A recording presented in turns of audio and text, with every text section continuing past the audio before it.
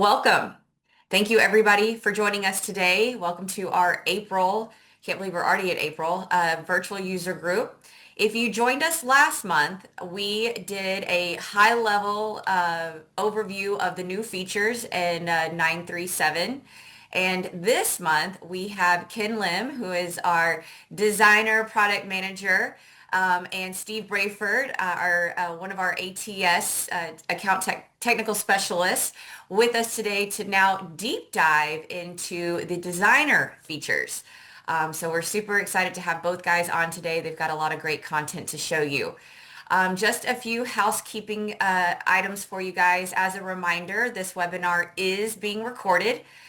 So you will receive a copy of the recording in the follow-up email along with a copy of the presentations that the speakers are able to share with you. You guys are already utilizing the Q&A and chat features, so thank you for that. If you have questions for Ken or Steve throughout the presentation, please utilize those areas and we'll make sure that your questions get answered. And there will be an evaluation form at the end of the webinar if you wouldn't mind taking a few moments and filling that out for us. These user groups are for you guys, so your feedback is valuable in how we shape and plan the future ones. So without further ado, I'm going to go into a few marketing resources available to you guys, just as a reminder that they are out there for y'all. And then we will dive into Ken and Steve's content. All right, so here we go. As I mentioned today, we're going to deep dive into the designer features in 937. So we'll get started there. IBI.com is a great resource for you guys. If you are not someone who actively goes out to our website, I do highly encourage you to think about doing that a couple of times a week, just to make sure that you're staying up to date on all things IBI. You can find all of our virtual events going on out there, virtual user groups, Focus Fridays. Our in-person events are posted out there. We've announced Summit. I'll talk about that here in just a minute. Also, you can access our resource library where we have all of the on-demand webinars, so the previous Focus Fridays and virtual user groups. If you missed one of those or like to go back and just review it or see it again, you're able to do that with the recordings.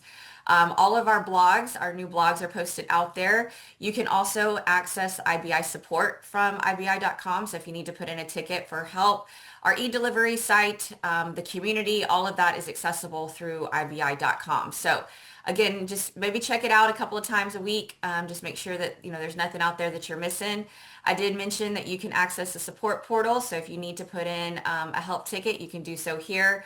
Also, you can access the documentation site, all of our product downloads, any new product notifications will be posted out here. So again, just another great resource that is available to you guys if you did not know about it. I mentioned the event, so again, be sure to check out when we have upcoming user groups and Focus Fridays. Those are posted out there in advance so that you guys can get registered. And as I mentioned, all of the on-demand recordings are available under the resource section, or here as you see on the on-demand webinar section, and you can access and review those. So I'm sure you guys have heard by now, we have announced Summit 2026. We are headed back to NYC for not a one, but a 2-day event. So we're super excited. We've got 2 full action-packed days. The agenda is now live. So this is a clickable link. So when you receive this presentation, you can go out and check it out, or again, go out to IBI.com and go to the event section and click on Summit and you can view the agenda. So we have that posted so you can see what goodiness, I guess, that we have for you guys. We put a lot of work into the agenda. There's a little bit of something for everybody. We've got full days, tracks, multiple tracks. We've got customer sessions happening. So I know you guys, that was a big feedback that we got, is you wanted to see some customer sessions brought back, hands-on labs, time with the experts in the expert room, industry leaders coming to speak. So we've got a lot of great stuff packed into 2 days. We'd love to have you guys attend. Sign up, get your stuff booked. If you have any questions, feel free to reach out to me. I'm happy to answer anything I can.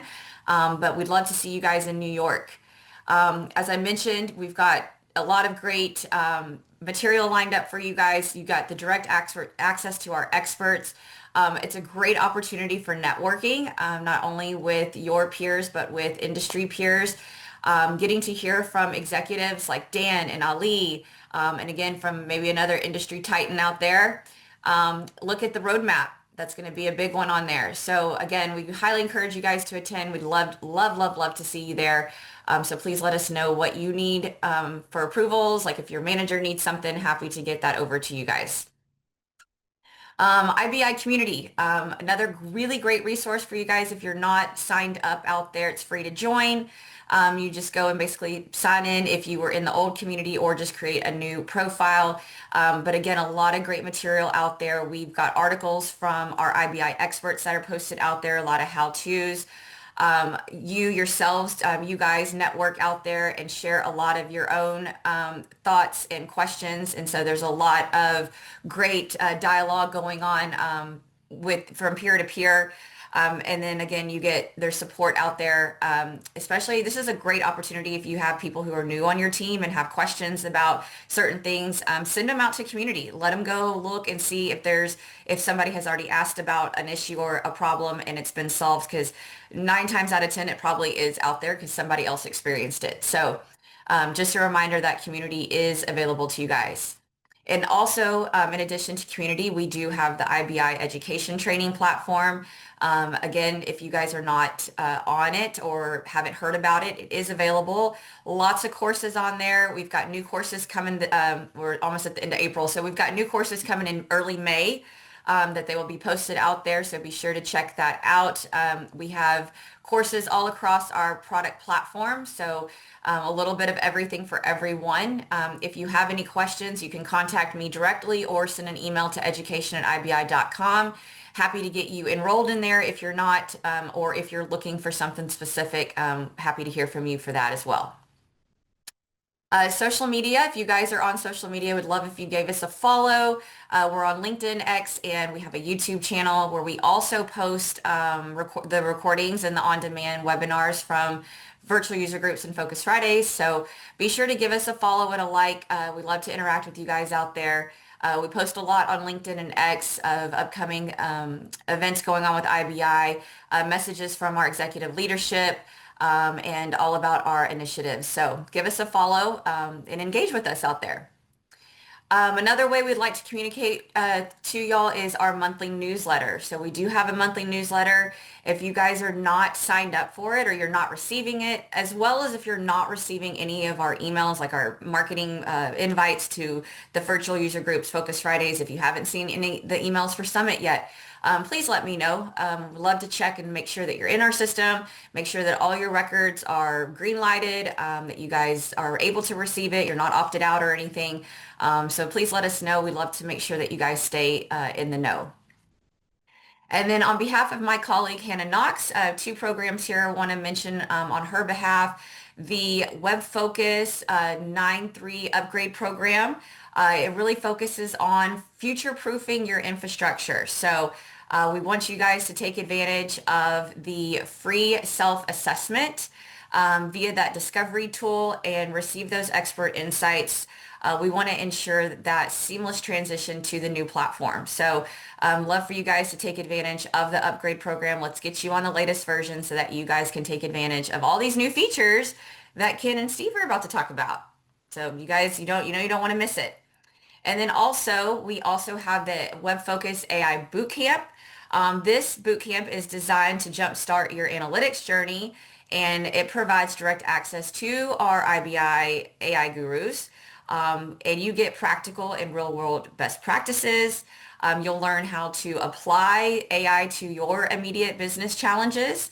And that way you make sure that your skills, remain competitive and future proof. So we want you to be a part of the AI Bootcamp. If you would like to have more information, you can either go to this link. Again, these will be clickable links when you receive this, or you can mention it in the evaluation form and we'll get you in touch with the team to get signed up. So with that, any additional questions you guys may have, please do not hesitate to reach out. We're here for you. We're happy to help. make sure that you are getting the most out of your investment with IBI. And we've got a lot of great things happening. So without further ado, I'm going to stop sharing and I'm going to turn it over to Ken. Thank you, Shay. All right.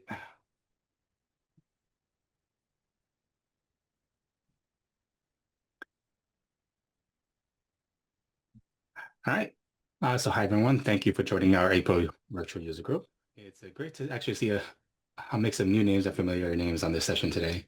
So for those who I haven't met yet, my name is Ken. I am the product manager for WebFOCUS Designer.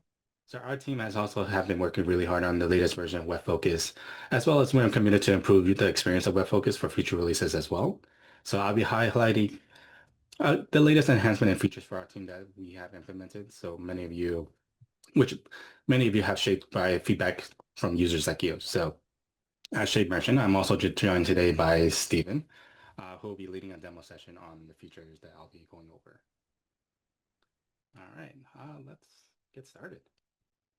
So the first one here, I wanted to highlight some of I'm sorry? I'm so sorry to interrupt, Ken. Your volume, you're kind of going out and then in, like your volume's going up and down. Oh, that's really weird. I didn't change anything with my mic settings. Am I Not okay? Am you're I you're okay now? you're staying consistent now. Yes. Okay. Weird. All right, I'll try to stay closer to my mic and in this level here then. All right. So I wanted to highlight some of the significant usability improvements that we made to defines and computes.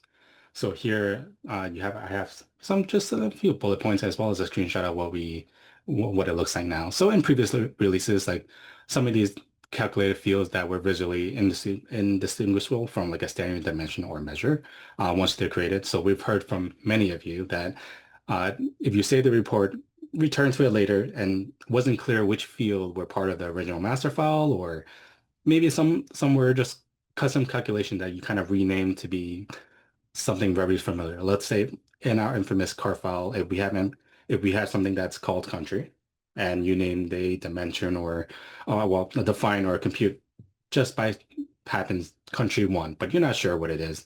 So you had to take the extra step of opening that text editor to verify. So with 937, what we did was we introduced a much needed visual transparency. So we have a dedicated icon. So as you can see as in the screenshot, the define and computes here, they kind of feature like a distinct calculator icon. So this provides like a media visual cue, allowing you to kind of identify your custom logic at a glance without any guesswork. So and in addition to that, we've also streamlined the creation process. So for instance, if you created a define in a specific folder, so like here, what I have here in the screenshot, we have it in the car rec folder. So now when you create it there, it'll automatically expand that folder as well as highlight it so that you automatically know what you created right then and there. So especially if you're working with more complex master files or business views that's containing hundreds of fields, you kind of know you kind of now you'll easily be able to kind of tell a new calculation can get lost in the tree where especially when this is just car file. But I know many of you may have master files that have hundreds of fields and you don't want to scroll all the way down to number 99 just to see it. So what we've done is that if you create a new one, it'll kind of point to that folder where you are. And if you have any questions, I'll try to answer them as I go, and try my best to do that.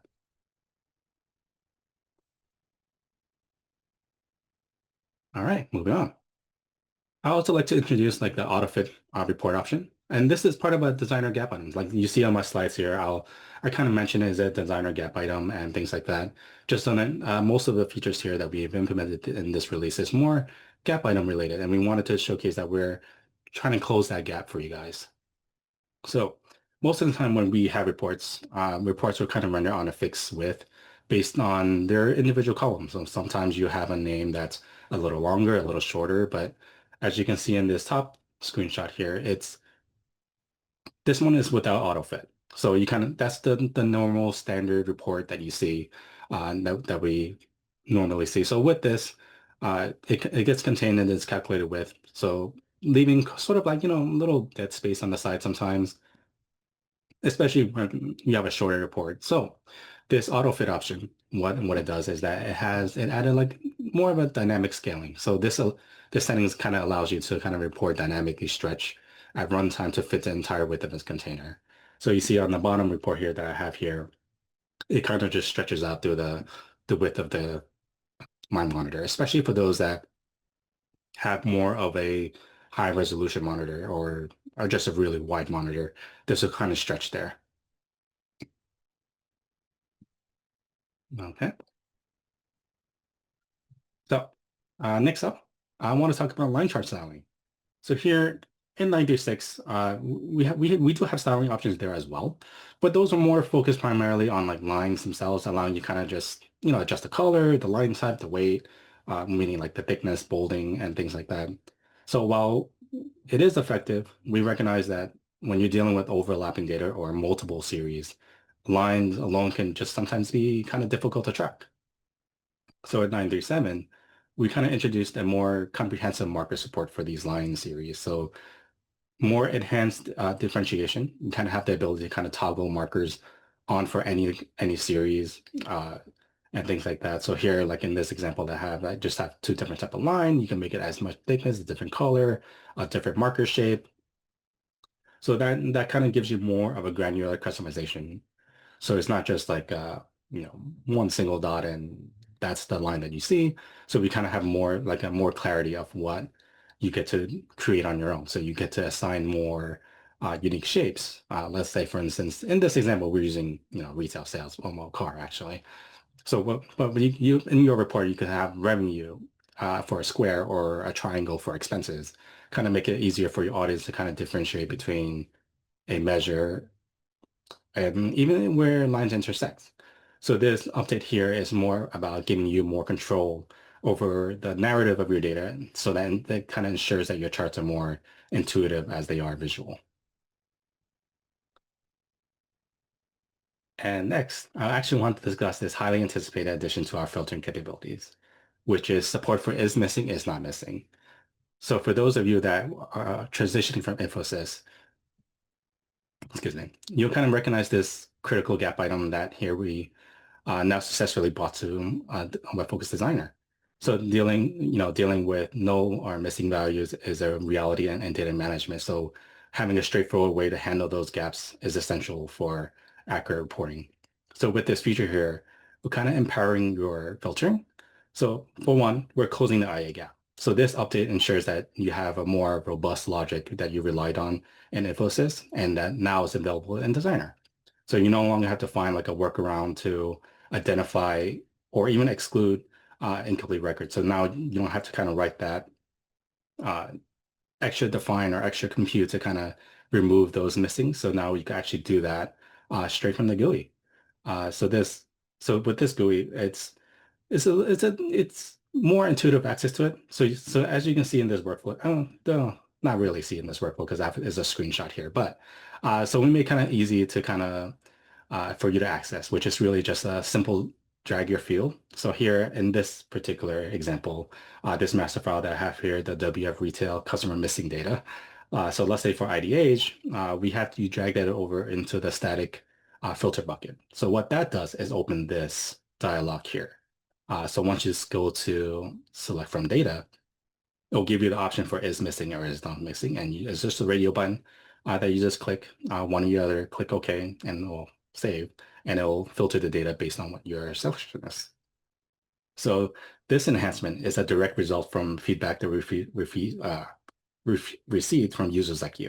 So we are committed to closing the gaps that matter the most to your daily workflow. So ensuring that Designer becomes your go-to tool for all your reporting needs. So we have a question here that says, is the line graph styling applicable to PPX PowerPoint output? I think so what PowerPoint does is that I believe it takes a snapshot of your graph. So it'll be an image of uh, what you created in your graph.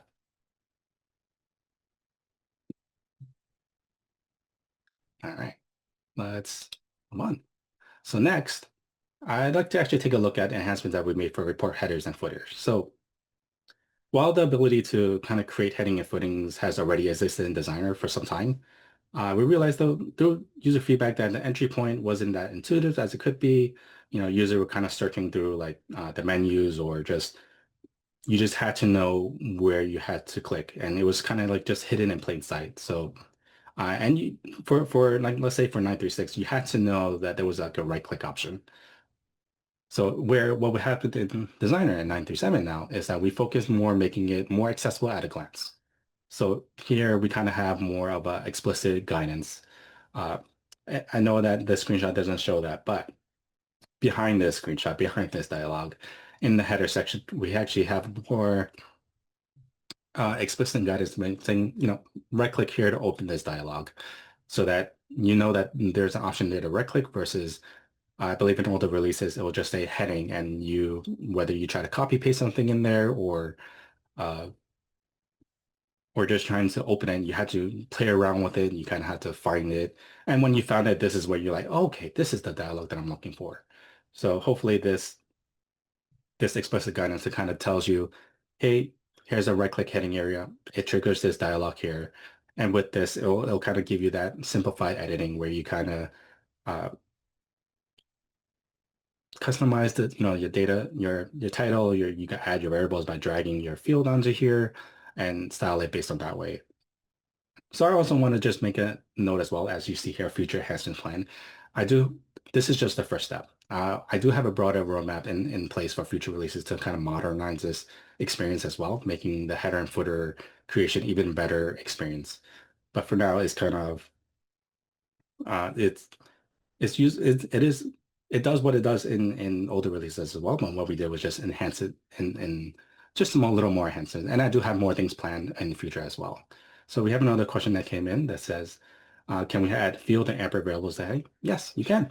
You can actually just simple click this, drag it over. It'll give you that syntax that you're already used to, like so that angle, bracket, country. And you can put amper variables as well. You should be able to enter those here.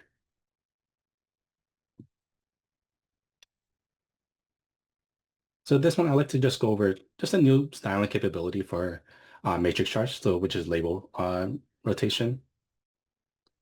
And I know that this is also not new. This is AI gap item as well. That this is also available in Infosys. So we kind of made this available in Designer. So when you're working with like a denser matrix layout or just long category names, especially like in column headers, it can kind of overlap sometimes. It force the chart to kind of either be too wide or it just the names are kind of ineligible.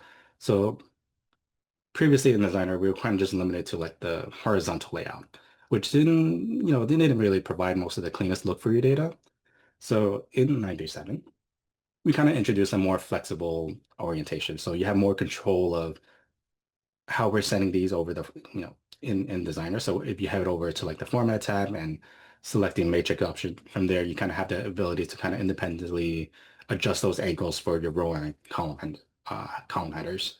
So here it's a very simple implementation of it. I kind of just kept it like the country here at 0 degrees while rotating this at 270 degrees. So that kind of just allows you to kind of just fit it a little bit more in your view without sacrificing readability.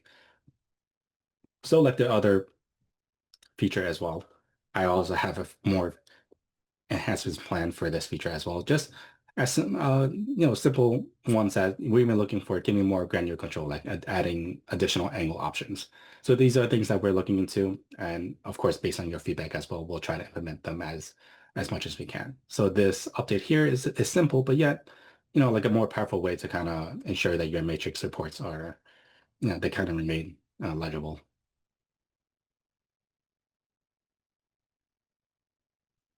All right, so this is what I actually am most excited about as well. Uh, so here, let's look at a significant usability for an update for unbound controls and designer assemble pages. So in previous releases, if you've used unbound controls, you know that those unbound controls to the fields toolbar you can populate it with any data that you want. You just put it there, but what it does is that it kind of gives you that default generic no values display. So from end users like yourselves, this was confusing. It kind of signal like a filter was broken or there's just no data to available to select, even though that wasn't the case. So in 937, I also want to make a note for 937 is that these new options are actually just available for a drop-down control, a button set control, checkbox, radio button, and a double list box. So all the ones where like, let's say like a submit button and or a reset button, those don't make sense to have like a default value and things like that. So the more important controls are where we kind of add this option to. So what we introduce is more of giving you guys a way to set a default value as well as displaying the text as whatever text you want. So here in this example, you see my screenshot here is I just wrote display text text test. So here you can put a control over here. Here I have a drop down. You can set it to you enable the show all. You're able to kind of customize this text so that it gets rid of that no values display. So now you're providing a more intuitive placeholders for here for such as like select a region or all years or select a bank statement. Like these kind of gives a user more of a visual cue that controls that's active that is ready for some sort of interaction. So this update kind of removes that broken field or empty looking filter field and kind of ensures your dashboard kind of look more finished and professional when the moment the page loads. So it's all about more communicative interfaces, ensuring that your stakeholders know exactly where to engage with that data that you provide there.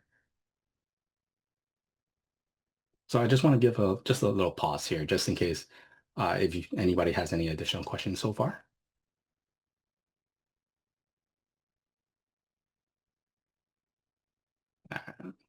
Don't see anything coming in, but I'll try to answer them as they come in.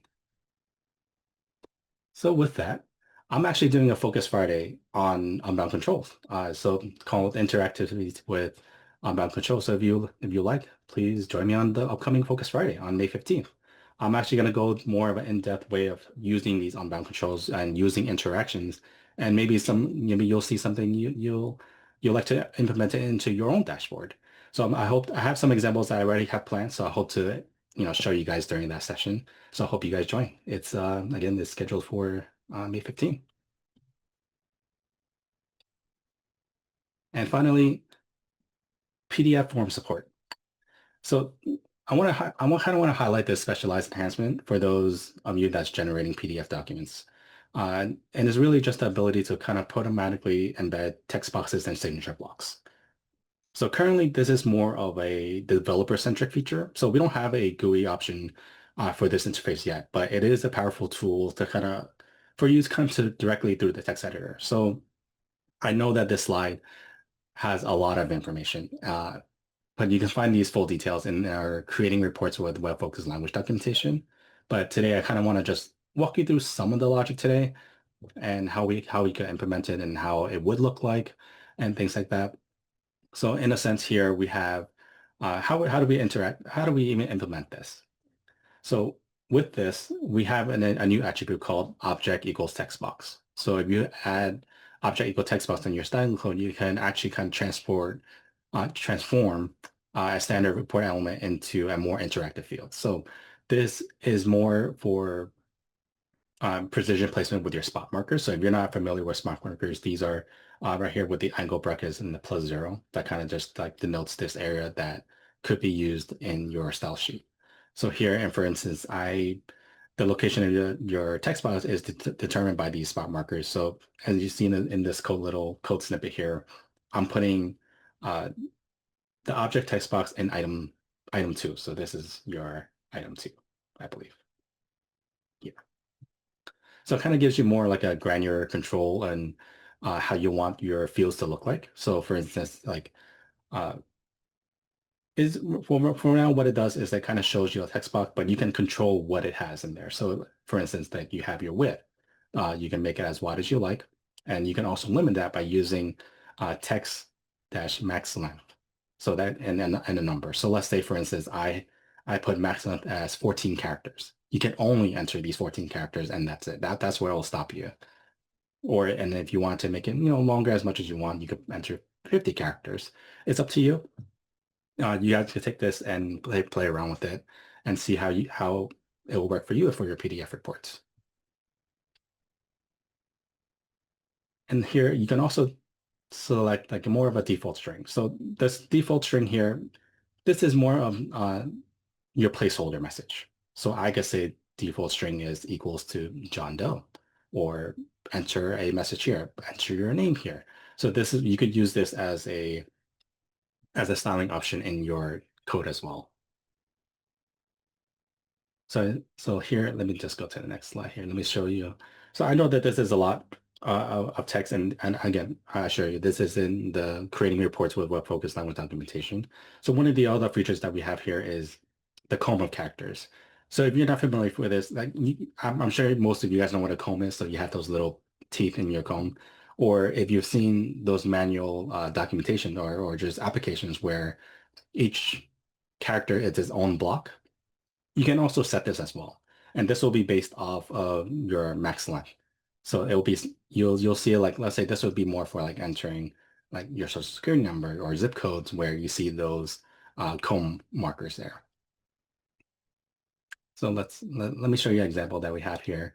So here, this is a very simple example, but it is also weird colors, but it's weird for a reason. It's just so that we can show you what you can do with it, how you want to style it. So you have like, your red. Most people wouldn't do, do a green background and things like that and a blue name, but I wanted to showcase that you can use these kind of styling to make your text box available to your users as well. So like you have here, you can set it like a dash border and things like that. So in addition, you can also add, we also added a dedicated signature block to your PDF documents. So this uses the similar styling approach. So it allows you kind of to define an area where a formal signature is required. So here in this simple report here, you can set the height and width of it, the border color as you saw before, and a text box. But the caveat to that is that you do have to download the PDF. So if you run something like this with the signature block in the browser, it won't recognize that this is something that you can sign because you can't sign it in the browser. It was kind of just run as a regular report that you have. So you actually have to download this report and it will download and open it in Adobe.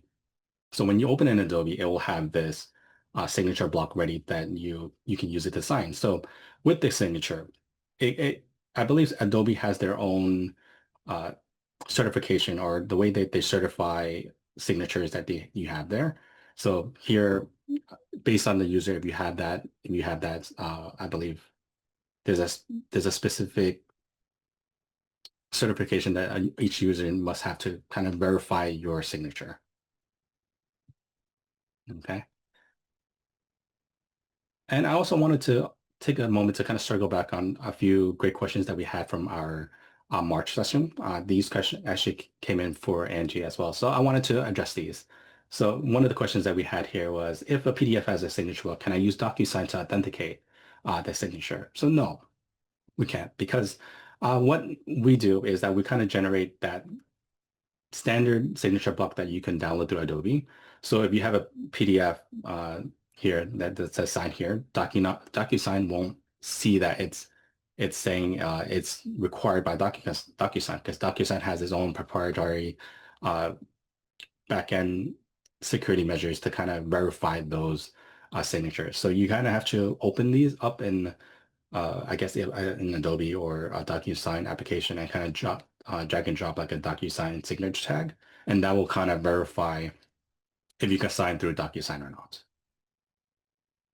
And from there, DocuSign handles then the authentication.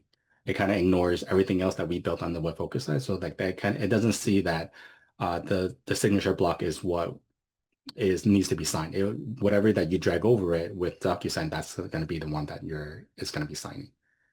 And the other question that we had here was, does WebFOCUS support electronic signatures? So currently WebFOCUS, like I said, it kind of just generates like your signature blocks. It's going to require the user to download that file, open in Adobe, complete the signature, and then once it's signed, then the user has to manually return that document to the center. I believe that is all for me today, but as Shane mentioned, I want you guys to, I hope to see most of you guys in Summit. So here, so just a reminder that Summit is scheduled for August 24th and 25th.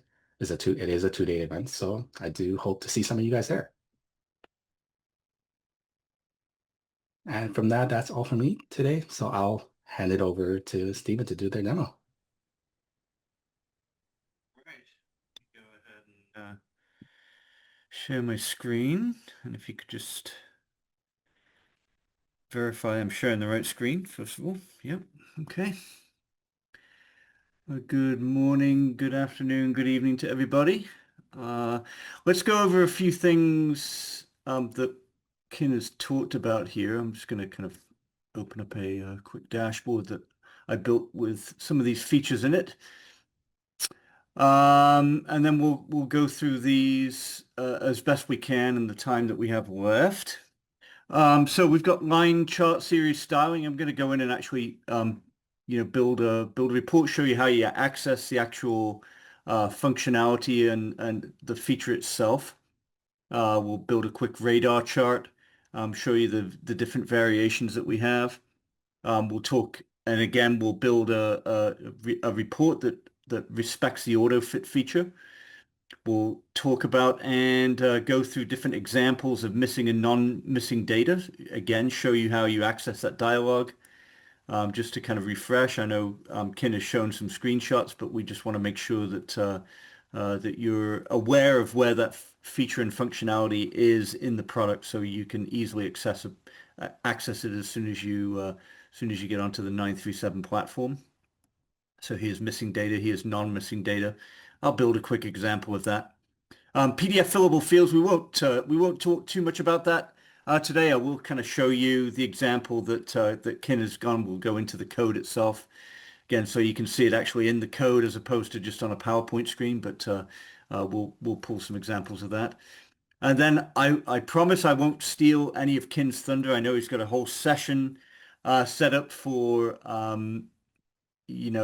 for controls that are unbound and how to use them, use cases for them. I will show you how to access that menu. I will show you how to how to set up an unbound control. But what I'm not going to do is steal Ken's thunder and build a full-fledged example. We're going to wait until his session, I think on May 15th for that. So anyway, so I just wanted to point out these examples. We've got a whole bunch of work ahead of us here. So let's go into building some content. All right. Obviously, creative visualization is where we're going to go for most of these little topics, because that really gives you access to the full-fledged designer workflow here. The first thing it typically does is ask you for a data source. We're going to use our handy-dandy tutorial files to access most of this content. We'll use our WF Retail Light Mass. If you are not familiar with how to access and install the tutorial files, they are available in the reporting server. I'd strongly advise each and every one of you, if you're not using the tutorial files, it's a great way to be able to play around with the product. The WF Retail dataset is a pretty robust dataset. We always kind of laugh and joke when we pull up examples that are in the car file. We'll just know that there are tutorial files out there that will give you a much more enhanced data set and data flow capability, multi-fact table, significant number of dimension tables in it that will give you a more typical user data experience. Let's talk a little bit about define and compute the enhancements. As you can see, kind of we got a compute down here. If we want to just build, add a calculation here, you can kind of see how that works. Actually, let's just go into as if we were building it within the product table here. Let's go ahead and add a calculation. And, again, defines versus computes here. The principal differentiating aspect between that is when the actual calculation takes place. Calculate at the source is really a define. Calculating after the aggregation is your compute. Let's take a look at calculating the source. We'll just pull a quick dimension here, but what I'm going to do is I'm going to pull it out of the store table. Here we'll pull the store business region, and of course you could put a calculation in here. We'll just call this new dimension. And we'll just validate it. that allows you to derive whether that define or compute is actually meeting the parsing requirements for the fields, just to make sure that you're building it appropriately. That's useful because you can pretty much type whatever you want in here. So it's important to always check that. Notice how, even though I started off building that field in the product dimension, it automatically draws me down to the store dimension. Why? Because I'm referencing a field out of that store, store dimension. So it's put this new dimension that we've created right in the store folder here. And it's brought me directly to it in the GUI. So hopefully you can kind of see that's a nice enhancement. As Ken mentioned, quite often we get lost in the massive amounts of fields that we can have in our tables, or even business views can have lots of tables. It's always good to have a usability experience where it takes you directly to that field, as opposed to have you fishing for the appropriate location for the new field that you've just created. So that's it. I personally think that's a great enhancement, and you can kind of see the new dimension value there has, or new dimension field has a nice little defining graphic to differentiate it from the regular fields and from also anything that's in a hierarchy. Yeah, so let's take our fields here. We'll do let's go ahead and build. Let's just switch to report for a second. Let's talk about auto fit for 1 minute. Let's go ahead and drag some fields out to our canvas, and of course, for those of you who are familiar, this is something that you've done 1,000 times. For those of you who have never done it before, this is how we build a report, just literally by dragging and dropping fields right onto the canvas in here. Of course, one of the nice enhancements as well is being able to edit the page heading. Just a quick right click here and you can start to edit the heading. We get access to the dialog box there to actually construct our heading, be able to stylize our heading, center it, right align it, change the fonts and the typeface, make it bold, italic, underlined, etc. I'm not going to go ahead and put a heading in for this one, but I did want to show you very quickly that, as a lot of things with WebFOCUS, accessing a feature and functionality can be a very simple thing. Going to output settings here and just turning on auto fit report for the HTML feature here will actually turn this report at runtime into an auto fit report. So you can kind of see here, if I minimize this report now, it's going to shrink down. That's how it's going to fit your container. Okay, so if we go back to our handy dandy dashboard that we created here, again, the concept being, if I've got an auto fit report in here, and then I go ahead and maximize this, this is now, it's going to fit the entire screen for readability purposes. That's great. Minimize it down. It's going to fit the container. This obviously would be a very small report if I took it out of the container and took auto fit off. It would condense down into something pretty small, as you could see originally here. Okay, so that's auto fit. I will pause if there are any questions, or Ken, feel free to chime in, or feel free to answer any questions that we might have in chat or in the Q&A. Yep, I'm Let's go monitoring on them. Yeah, beauty. Okay, thank you. Appreciate it. All right, let's go ahead and switch gears for 1 second. Let's take out our fields here and let's go and build some charts. So let's take a look at line chart series styling. So, line charts, pretty straightforward, right? This is a gap item as Ken mentioned, so I can drag over a date. Typically line charts you would typically use with a time series, probably a pretty good chart for displaying differences in time periods. If I look at, as I drag over my measures now, you're going to see, well, first of all, let's change that. put it on a blended axis instead of a split axis. If you're doing line charts, we have multiple different kinds of line charts that you can get access to. So blended, split axis. You saw the example there of a split axis, and then bipolar axis gives me a nice way to have one chart with multiple axis values on it. It can be a nice way of seeing, familiar data that is really should be viewed together, but where the axis values might be very disparate, right? So if I looked at, say, total revenue and total quantity sold, total revenue might be in the millions, total quantity sold might be in the tens or hundreds. Obviously, if I tried to plot that on a similar axis, then it wouldn't be a good fit. But he gives you different options to showcase the data in many different ways.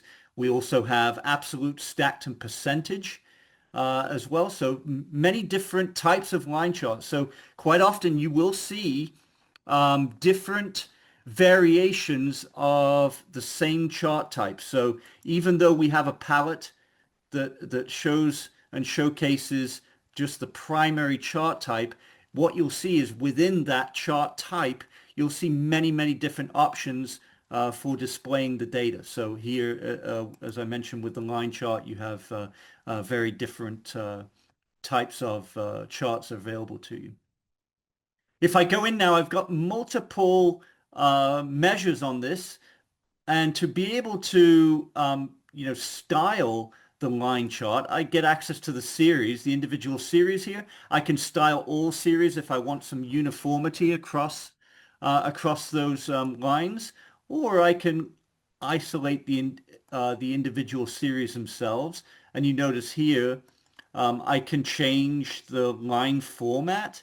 I can change now the line thickness and change the line color. I can even put in my own hex value in here, change opacity levels. There's a lot that we can do with this, right? So if I can change my revenue. Now it's showing a point here.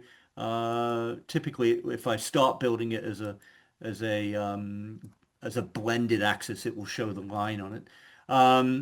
Here I can change this one to a completely different line type. We can make it purple if we want. I could even show markers. We've got multiple marker types, that are available here. This is not a new enhancement, but I can, kind of make these markers however I want them to show. And then when I go ahead and showcase that now, we have our different line thicknesses. We have our marker value on here. It's a great way of being able to differentiate between data values within our line chart. So that's a gap item. That functionality was in fact available in Infosys, but has now made its way over to Designer to kind of close that gap. Okay, if we're talking about now data values, right? Let's go ahead and just kind of close out of here for 1 second. We'll go in and build a report from scratch here, use a completely different data set. Got a data set that's actually showcases this. Again, this concept is available in the tutorial files. So here I'm going to go into my WF retail folder again. And this time we're going to look at our customer data. I've got customer missing data here. This data set is available for you in that WF retail folder. So you can kind of play around with this feature if you want. And we'll just showcase this using a report. So I can have my full name. We can have, the age of the person. And you notice that we've got some missing values in here. So if we display the entire data set, we're going to get some missing information here. I'll drag my email address on here. If we want, we can filter that out, of course, and very easy to do that. I can come out here to filters, and I can select from data. And now we get the options for is missing or is not missing. So if we wanted to look at just is missing data here, you're going to see all of the data values where the ID age is not is missing. And if I want to swap between the two, I can.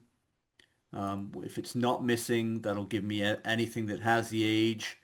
This is an ID, of course, so that's why you've seen the ID age. And then, yeah, so that's a simple way to implement that. Nice, quick and easy way to select values from the data set. Okay. Moving on. Okay, let's take a look at assembling the pages then for 1 second. Of course, in here we have this little variable up here, this drop down. It's defaulted to report to here. Notice how this is an unbound control, so it's actually not physically bound to any of these reports or anything else for that matter in here. And again, I don't want to steal Kin's thunder here. He's got an entire session on how to use these unbound controls in your reporting, what the use cases might be, etc. But let's just kind of talk about how you would go ahead and set that up. I'm going to assemble a visualization here, and it's going to throw me into the other area of Designer to piece reports and charts together. And I'm just going to start off with a nice little blank page. And under the controls menu here, we've got a whole host of different controls. And what I'm going to do is I'm going to say include page filters here. So that means it's going to give me this little area here where I can drag a control in.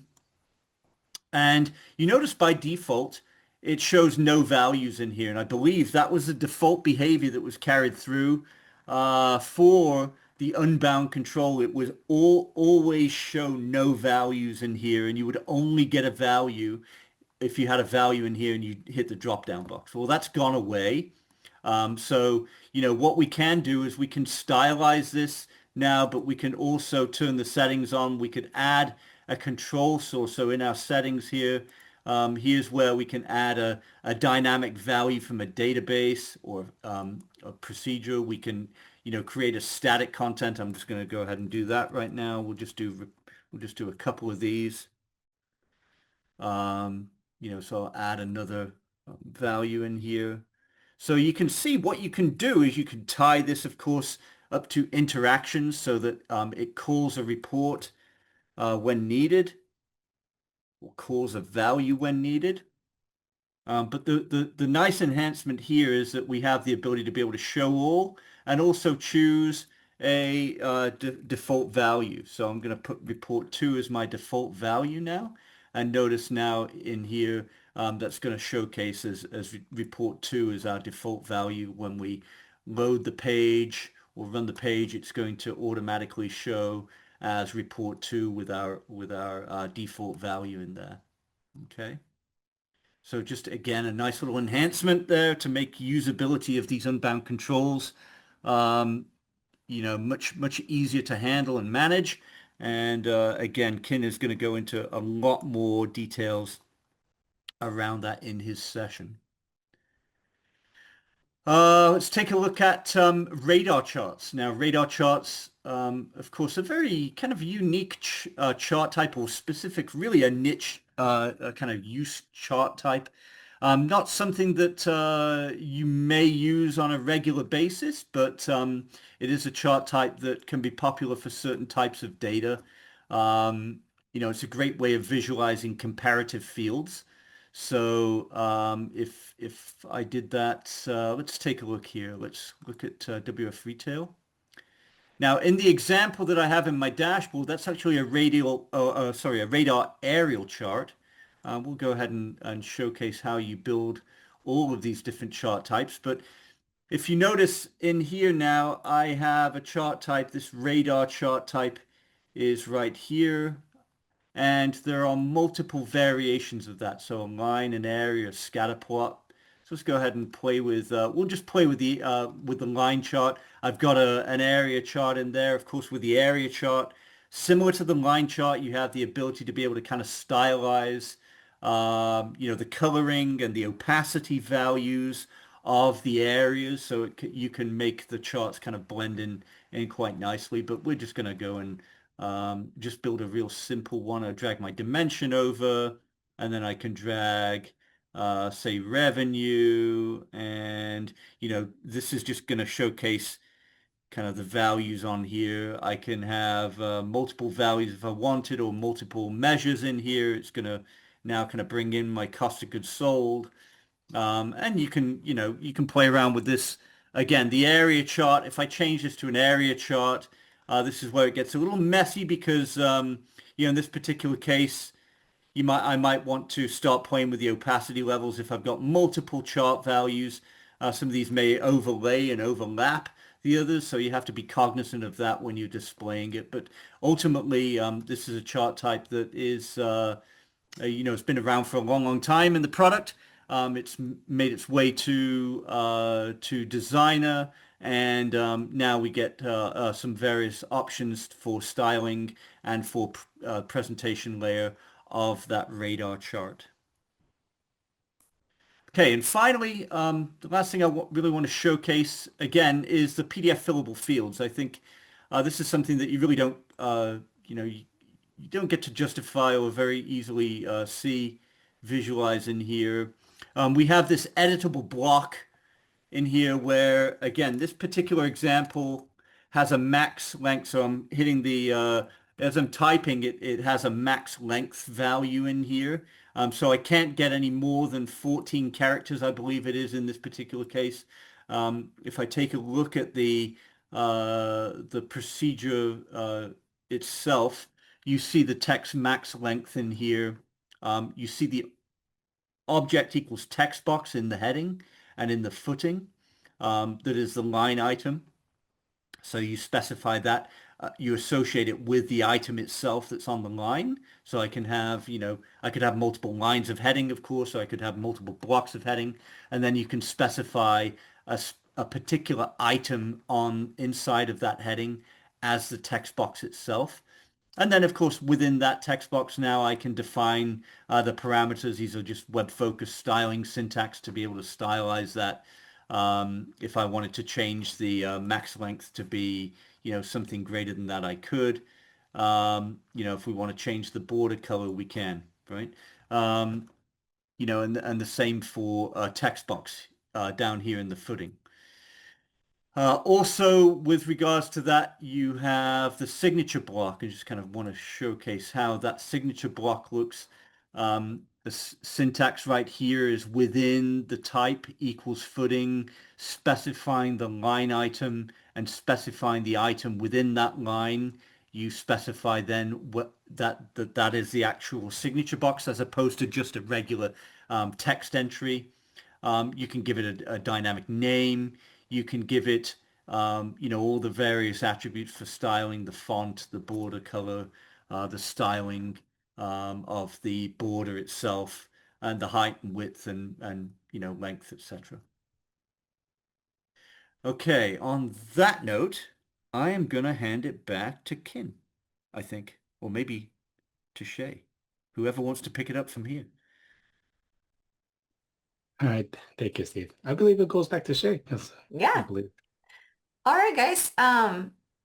There's some questions there in the Q&A.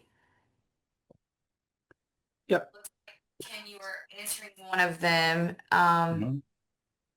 So I could try to answer this live. So one of the question is I have tried the line graph example and it works great in HTML output, but that said, when I export it to PowerPoint, it states this picture cannot be displayed on the slide. What could be causing this? So we don't want to do a live debugging session here. So what I would suggest is try to just open a support case and just put those examples that you have as well in the case, and then our support representatives can take a look at it and try to assist you with that. And the second question that we have here is, can we drill from an Esri bubble chart to a report either by lasso or single selection? I think you can. Yes, you can. Yeah, I believe you can. Yes. You just have to set up the drill down to do so. Yes, you can. And we can have another session. Actually, I believe there's already there may well be a user group session that we've already devoted to mapping. Right, Shay? Maybe Maybe last year sometime. I think I did a session with Alex Homer on okay. the mapping. We may have touched on it in that video. So that video should be available on our YouTube site. Yes, that is true. So you could go out and Yeah. search for that and see where it is. All right. Any other questions for Ken or Steve?